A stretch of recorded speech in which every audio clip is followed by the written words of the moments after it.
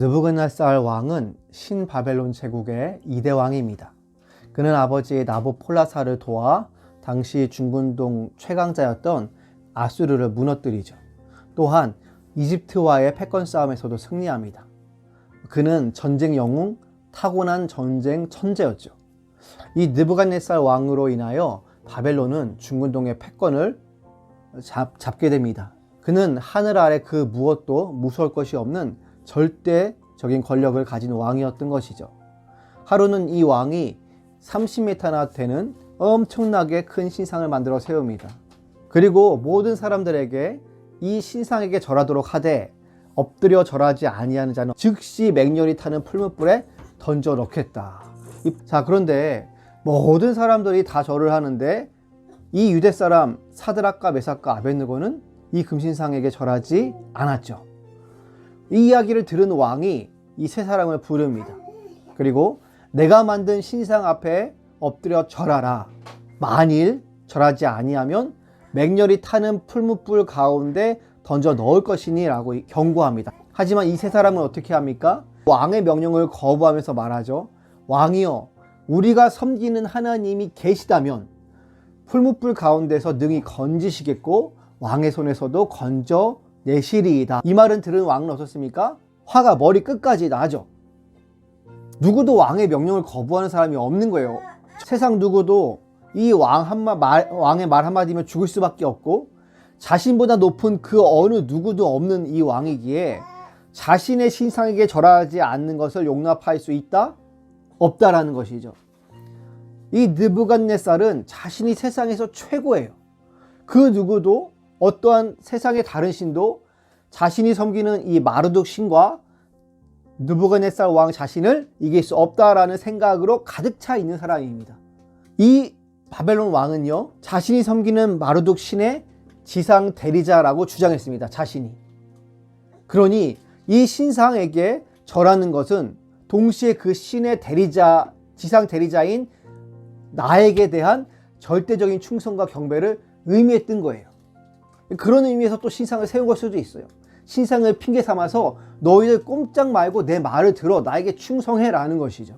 모든 나라를 다 점령하고 그 전쟁에서 승리한 이 왕과 그가 섬기는 마르둑보다 더 강하고 우세한 신은 없다라는 확고한 생각이 그에게는 있었습니다. 그러한 그였기에 그가 하는 말이 무엇입니까?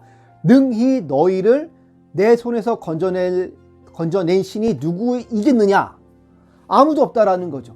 그런 신이 있다면 너희 나라가 왜 멸망당하고 여기까지 끌려왔겠냐 이 말이에요. 그 어느 신도 나의 손에서 건져내지 못했다라는 거죠. 열왕기하 18장 35절에도 이와 같은 말이 나옵니다. 민족의 모든 신들 중에 누가 그의 땅을 내 손에서 건졌기에 여호와가 예루살렘을 내 손에서 건지겠느냐 하셨느니라. 아수르 장군인 이 랍사게가 히스기야 왕 때의 남유대를 침공합니다. 그리고 남유대 모든 땅을 점령한 이후에 이제 예루살렘 성 하나만 남겨놓은 거예요. 이 성을 포위하면서 그 백성들에게, 그 왕과 신하들에게 두려움을 던지는 거예요. 이스라엘 백성들을, 신하들을 불안하게 하면서 하는 말이 무엇입니까? 그 어떤 세상의 신이 그 민족들을, 그들의 땅을 나로부터 건져내느냐라는 것이죠. 이게 누구의 말이에요? 아수르 왕의 말을 이 랍사게 장군이 대신 전한 거예요. 그 당시 패권자인, 그러니까 이 바벨론 왕, 느부갓네살 왕 전에 아수르가 있었는데 이 아수르를 나중에 이 느부갓네살 왕이 무너뜨리죠. 그 당시에 패권자인 이 아수르의 말바구 말에 모든 민족이 점령당했어요. 그들의 코와 귀가 베었죠. 자, 봐라. 너희들이 섬겼던 그 어떤 신이 나 아수르 왕의 칼날에서 너희를 건져냈느냐라고 이 아수르 왕이 남유다를 조롱한 것입니다. 남유다의 이 하나님을 조롱한 것이죠. 여러분이라면 무엇이라고 답하였겠습니까? 히스기야 왕은 그 백성들은 이 아수르 장군의 조롱에 한마디도 하지 않습니다. 그리고 그 옷을 찢고 굵은 배를 두르고 하나님의 전에 들어가서 하나님을 의지하죠. 선지자 이사야에게 기도를 요청합니다. 다윗은 어떠했을까요? 골리앗이 이스라엘 군대와 그 군대 하나님을 모욕하는 그 참혹과 두려움의 현장 가운데 모두가 벌벌 떨며 정신이 혼미한 그 상황 가운데 다윗은 사울 왕을 찾아갑니다. 그리고 말하죠. 여호와께서 나를 사자의 발톱과 곰의 발톱에서 건져내셨은즉 나를 이 블레셋 사람의 손에서도 건져내시리이다. 바벨론 왕 느부갓네살의 이 분노에 사드락과 메삭과 아벳느고는 대답합니다. 하나님이 계시다면 우리를 풀무불 가운데서 능히 건져내시겠고 뿐만 아니라 왕의 손에서 건져내시리이다. 할렐루야. 이 말은 느부갓네살의 이 화를 북돋우는 말이죠. 이 불 가운데서도 건지시고 하나님께서 왕의 손에서 건져내신다? 얼마나 기분 나빠요? 사랑하는 여러분, 그리스도인으로서 우리의 삶의 자세와 고난과 역경 가운데 우리가 취할 방법은 여호와 하나님을 바라보는 거예요. 하나님을 신뢰함으로 기도하는 것이죠. 하나님이 계시며 또한 우리가 섬기는 그 하나님이 정말 계시다면 고통과 역경 가운데 능히 우리를 건져내실 힘이 있으신 분이다. 건져내시리라 라는 것을 믿는 것입니다. 그래서 예수님께 병자들이 찾아와서 간구합니다. 다윗의 아들 예수여 나를 불쌍히 여기소서. 당신이 원하신다면 나를 능히 고칠 수 있으십니다 라고 예수님께 도움을 구하죠. 여러분, 때로는 삶의 그 파도의 물결이 너무 높을 때가 있어요. 고통과 고난과 그 문제와 그 현실이 우리에게는 아득하니 높죠.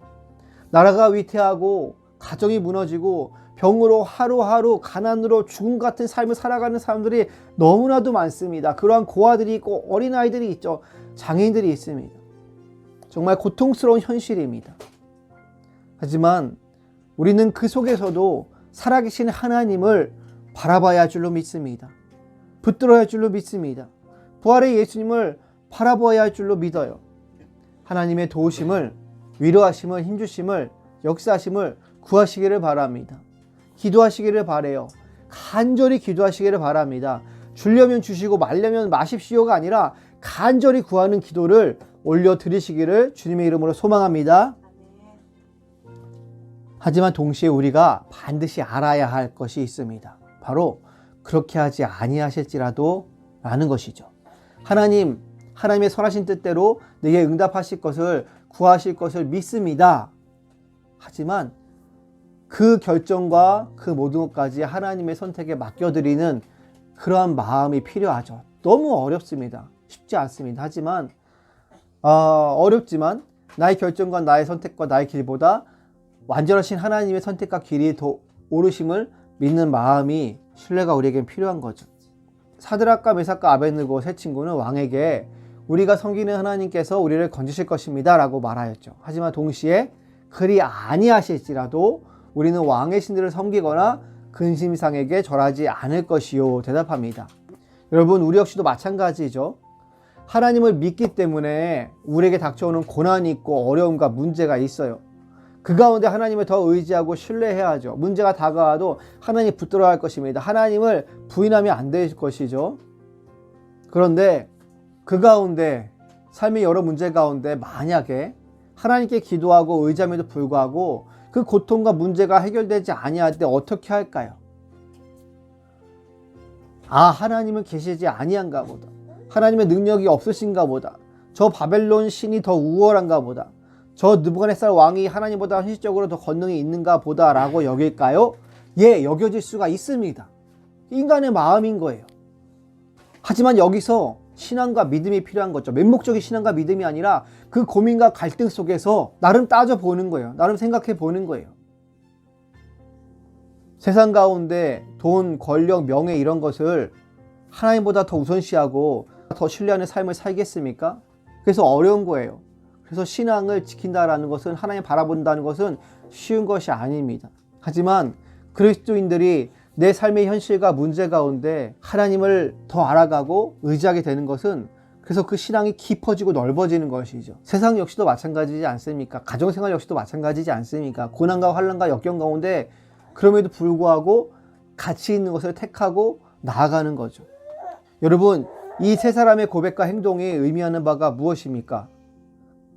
이들은 정말 나라가 멸망당해서 이영만리 포로로 끌려가고 언제 죽을지 모르는 그 상황 가운데, 정말 의지할 사람 하나 없는 그 땅 가운데, 모든 중근동의 신들을 섬기는 그 나라 왕궁 가운데서 하나님을 믿는 신자로 살아냈다라는 것이죠.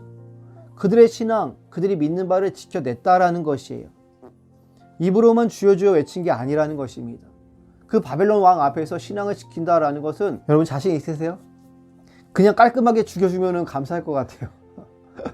그래도 쉽지 않을 것 같은데, 여러분 단순히 누군가를 열심히 전도하려고 애쓰고 외치고 설득하려고 했던 것이 아닙니다. 이들의 신앙이 세상 권력보다, 죽음보다, 바벨론의 신보다 그들이 더 신뢰하고 섬기는 하나님이 살아계심을 그들의 현실의 삶과 고난과 위기 가운데 포기하지 않고 드러낸 것입니다.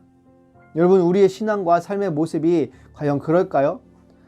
어려움과 역경과 고난 가운데 때로는 하나님 어떻게 나에게 이러실 수 있습니까? 엉망이 터져 나올 때 그 상황 가운데 하나님을 신뢰할 수 있을까요? 누군가는 이렇게 말하겠죠. 하나님 어떻게 우리에게 이러실 수 있어요? 이 이방 땅에서도, 나라가 멸망당한 그 상황 가운데서도 우리는 신실하게 이곳에서 하나님을 섬겨왔는데 왜 우리에게 이런 일이, 고난이 닥쳐오나요? 하나님 어떻게 바벨론 왕의 저런 소리가 우리에게 이렇게 닥쳐오지 않도록, 또 저런 금신상이 세워지지 않도록, 또 누군가 우리를 바벨론 왕에게 밀고해서 신고해서 우리가 이렇게 풀무불에 던져지는 이런 어려움이, 이런 협박이 닥쳐오지 않을 수 없었을까요? 라고 원망했을 거예요. 누군가는, 개인적으로는 이 사람도 뭐 그러한 속상함이, 원망이 있었을 수도 있겠죠. 하지만 그럼함에도 불구하고 그들은 저 절대 군주인 느부갓네살 왕 앞에서 하나님을 부인하거나 원망하지 않았다라는 것이죠. 그렇게 하지 아니하실지라도 우리는 하나님을 사랑합니다, 신뢰합니다 라는 고백을 했다라는 것입니다. 이것이 여러분 쉬워 보이지만, 단순해 보이지만 참 그 안에 깊은 고민과 또 신앙의 고백이 있다라는 것이죠. 그런 신앙의 고백이 저와 여러분에게 필요할 줄 믿습니다. 우리 삶의 여러 가지 돈과 현실, 정말 어려운 이 세상 가운데, 나라 상황 가운데, 정말 인간이 완벽하다고 믿었던 그러한 체제와 민주주의와 어떤 그 사람들의 그 상황 가운데, 이것이 이렇게 맹점이 많고 허점이 많고 이렇게 불의가 많고 그 가운데 또한 두렵고 겁나고 이런 여러 가지 상황 가운데 우리는 무엇을 바라볼 것인가 라는 것입니다. 그럼에도 불구하고 하나님을 바라봐야 되겠죠. 하나님의 정의와 공의를 신뢰하며 하나님이 우리에게 주신 그 가치를 포기하지 말아야 할 것입니다. 말씀을 맺겠습니다. 레슬리 뉴비긴 선교사님은 이렇게 말했습니다. 이 시대 복음의 유일한 해석자는 복음을 믿는 회중의 삶이다. 복음, 즉 예수님의 이 기쁜 소식은 복음을 믿는 신자들의 삶의 모습을 통해서 드러난다라는 말이에요. 이해되시나요? 복음이 여러분의 삶의 모습, 여러분의 말, 언행 심사를 통해서 사람들에게 드러난다라는 말이에요. 그리스도인으로서의 우리가 복음을 지식적으로 많이 아는 것이 중요한 것이 아니라, 많이 경험한 것만이 중요한 것이 아니라, 교회 생활을 오래 하고 봉사를 많이 하고 교회 프로그램, 양육과정, 많은 리더십을 담당하는 것 자체가 중요한 것이 아니라, 그것을 가지고 남을 열심히 설득하고 강권적으로 끌어오는 것 자체가 중요한 것이 아니라, 언행심사, 내 말과 삶에서의 그러한 모습의 일치를 통해서 우리가 믿고 따르는 바, 이 복음, 예수 그리스도께서 진리이고 우리 삶의 참된 목적임을 세상 가운데 증거되는 것이에요. 그것이 중요하다라는 거죠. 여러분 이해가 되십니까? 우리가 남들에게 성경을 읽게 하기는 어려워요. 우리가 그들에게 성경을 읽어주는 것도 어려워요. 신학이 어떻고 교회가 어떻고 관심 갖게 하고 배우게끔 하는 것 자체가 점점 어려워지는 시대예요. 말만 해도 지금은 싫어하고 조금만 해도 제재가 들어옵니다. 하지만 우리의 삶의 모습을 통해 우리의 고난과 역경 가운데 어떠한 말과 자세와 태도와 행동을 보이느냐가 세상 사람들은 보게 된다는 것이죠. 그것이 시간이 오래 걸릴 수가 있어요. 하지만 그 가운데 하나님께서 일하신다는 거죠. 그 모습을 통해서 고난과 역경과 삶의 어려움을 대하는 그리고 세상을 바라보는 우리의 자세와 안목과 우리의 마음가짐을 통해서, 우리의 모습을 통해서 세상 모두가 살아계신 하나님을 알아가게 된다는 겁니다. 이것은 첫 번째로 우리에게 닥치는 그 고난 가운데 우리가 참된 믿음을 갖고 있다, 것이 증명되는 거예요. 그것을 통해서 야, 이 사람이 참된 믿음을 갖고 있구나 라는 것은 이 어려운 가운데 사드락과 메삭과 아벳느고의 모습을 통해서 그들의 참된 믿음이 증명되는 것이죠. 두 번째로 뿐만 아니라 그들의 그 고난을 통해서 복음이 증거되는 거예요. 이들이 예수님을 향한, 하나님을 향한 참된 믿음을 갖고 있다, 이것이 증명되는 것뿐만이 아니라 그것을 통해서 하나님이 살아계심을, 하나님의 기쁜 소식이 세상 가운데 알려진다라는 것이죠. 할렐루야. 베드로전서 4장 13절은 이렇게 말합니다. 오히려 너희가 그리스도의 고난에 참여하는 것으로 즐거워하라. 이는 그의 영광을 나타내실 때에 너희로 즐거워하고 기뻐하게 하려 함이라. 사랑하는 여러분, 예수님으로 인한 그 고난 가운데 더 하나님을 신뢰하고 기뻐하시기를 바랍니다. 누구에게나 고난이 닥쳐옵니다. 이것이 우리의 죄와 악으로, 잘못으로 인한 고난이라면 회개하고 돌이키셔야 합니다. 또한 이것이 일반적인 고난, 누구에게나 닥쳐오는 고난, 또는 예수님을 그리스도로 믿음으로 고백함으로 당하는 고난이라면 그 고난 가운데 세상의 방식을 취하지 않고 세상의 돈과 권력과 거짓과 불법을 통해서 그 어려움을 이겨내려고 할 것이 아니요, 하나님을 신뢰함으로, 의지함으로 하나님께서 그 고난 가운데 건져주심을 기도해야 할 것입니다. 또한 그리하지 아니하실지라도 하나님의 신실하심과 미쁘심을 믿으며 감사로 나아가야 할 것입니다. 그러할 때 비로소 고난 속에 하나님을 향한 우리의 믿음이 증명될 것이요, 또한 세상 속에서 예수 그리스도의 이 복음이 증거될 것입니다. 한 주간도 때로는 어찌할 수 없는 고난이 닥쳐와도 그 고난에 맞서서 하나님을 더욱 의지하며 기도하며 참된 복음의 증인 되시는 저와 여러분 되시기를 주님의 이름으로 간절히 축복하며 기도드립니다. 아멘.